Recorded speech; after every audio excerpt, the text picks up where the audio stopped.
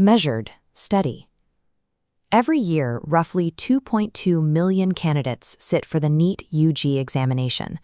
For these students, the test represents the primary gateway to a medical career, a high-stakes mechanism for securing both a profession and a place in the middle class. In May 2026, failure effectively vaporized those investments overnight. The collapse of the exam was more than a procedural error.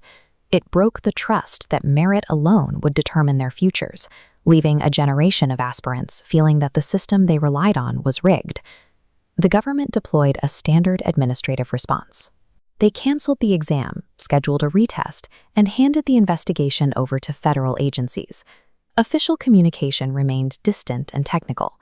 By leaning on legal procedure, the state failed to acknowledge the mental and financial strain on the students, widening the gap between the government and the governed.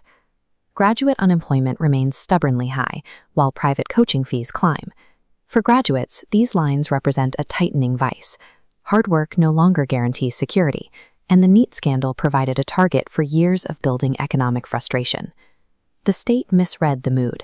They addressed a deep trust crisis with an administrative fix, leaving a frustrated population looking for a catalyst. In mid-May, the setting shifted to the Supreme Court. The court was hearing a separate case regarding lawyers practicing with fraudulent degrees, an issue entirely unrelated to the medical exams. During the proceedings, Chief Justice Surya Kant made an oral observation likening those entering the legal profession with fake degrees to cockroaches. The remark mutated instantly online. Stripped of its specific context about fake lawyers, it began to circulate as a sweeping, arrogant dismissal of all unemployed youth and activists. The clarification that followed did little to stop the momentum. Cockroach became a rallying cry, functioning as a concrete symbol of the disdain students felt from the country's highest institutions. To students who already felt like disposable statistics in a broken system, the insect metaphor felt deeply personal. Digital strategists and meat aspirants collectively adopted the label, launching a satirical cockroach junta party that used self-mockery to channel their anger. The movement quickly moved from social media to the street. Protesters set up a permanent camp at Delhi's Jantar Mantar, turning the capital's historic protest site into their headquarters. The protest gained a new gravity when Sonam Wangchuk, a respected engineer and activist, joined the camp and began a 26-day hunger strike. Wangchuk's participation changed the optics.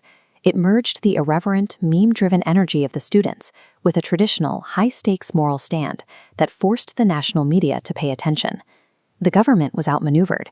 They found it difficult to counter a movement that used internet satire to mock them while using nonviolent sacrifice to shaming them.